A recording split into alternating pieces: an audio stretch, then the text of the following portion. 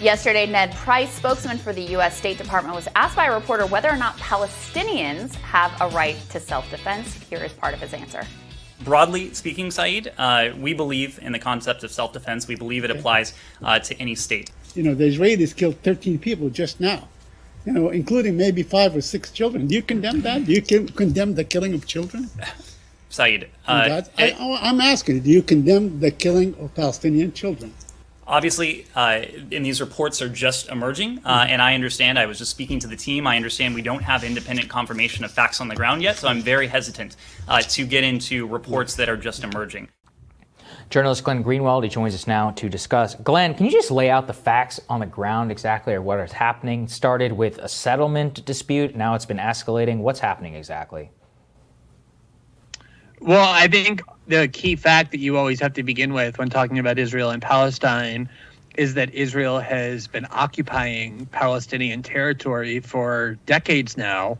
The West Bank, obviously, but also Gaza. Even though they pulled out troops, they control the airspace, they control the border, they control the sea lanes, they control everything about Gazan life. So Israel is an occupying power in the Palestinian territories in a way that the UN has ruled is illegal. So they're not just occupiers, but illegal occupiers.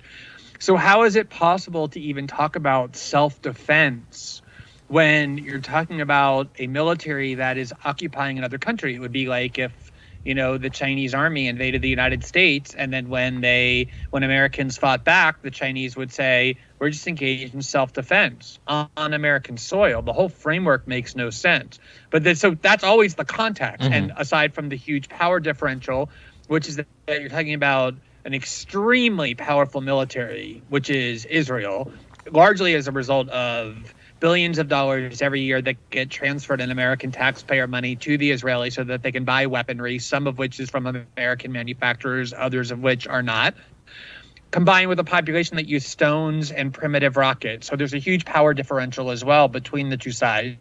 And the latest, quote unquote, skirmishes are happening because in East Jerusalem, which under international law and every single accord that has ever been presented is Palestinian territory, more and more settlers are making incursions, and they're trying to evict Palestinians from their homes that they've been in for decades in order to make way for even further Israeli settlements, on top of which there was a incursion into one of the holiest mosques in all of Islam by the Israeli military that obviously is a huge accelerant to the tensions as well. What religion in the world would accept that? What people in the world would accept an occupation of this barbarism in this duration?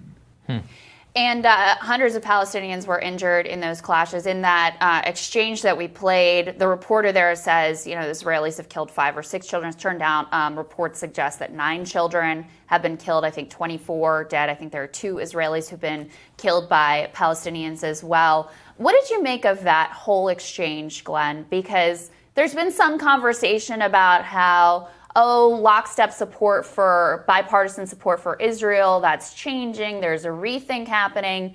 This exchange sounded exactly like every administration that we have heard before.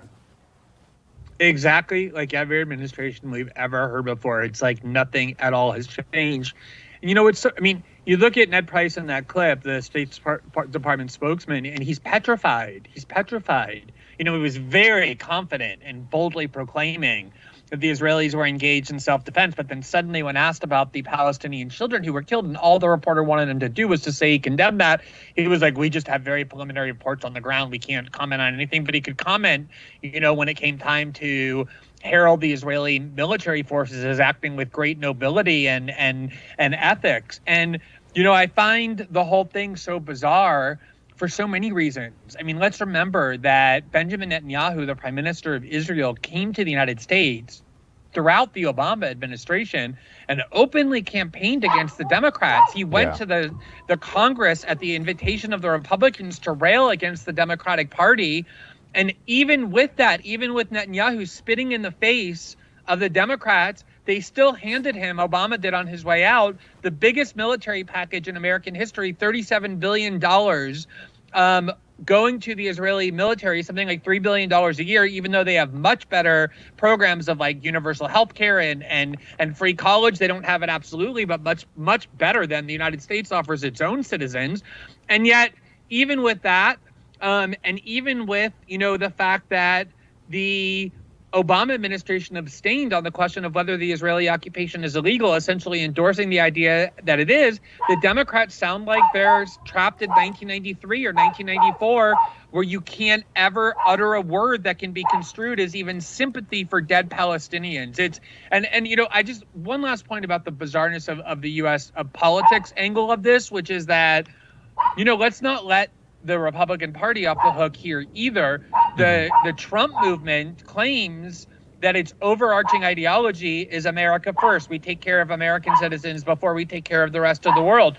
How can you reconcile that ideology of America first with sending billions of dollars that could be helping schools and hospitals and addiction problems and communities here in the United States to Israel, and constantly demanding that our own government intervene in this conflict on the other side of the world that does nothing but jeopardize American national security? It increases anti-American sentiment. Generals have said that one of the reasons why terrorism against the United States is intensified is because of our constant involvement on the side of Israel. How do you claim that you believe in an America first ideology, but then constantly venerate the interests of Israelis above your own citizens? It makes no sense. Yeah, and I'll never forget that Netanyahu speech. It was still one of the most outrageous things I've ever seen in American politics.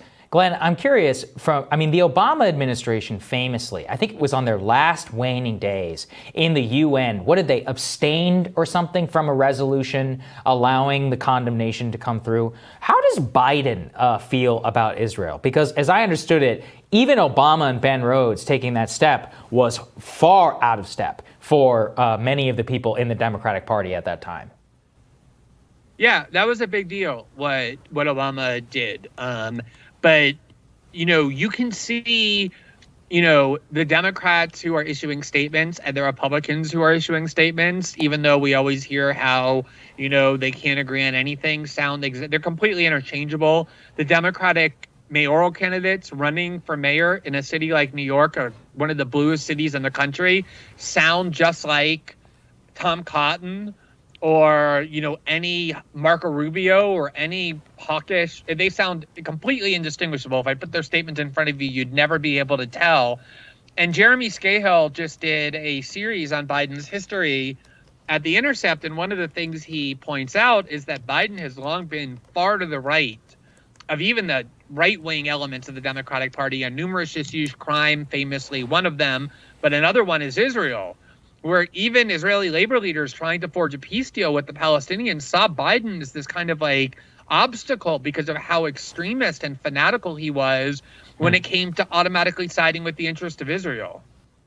Do you see any movement, though, in terms of, you do see some progressives putting out statements just in support of Palestinian human rights? It does seem like there's at least more of a space on the left to talk about these issues in a nuanced way that actually respects human rights and upholds some of the values that America claims to support, like democracy. Do you see that as sort of progress within the Democratic Party?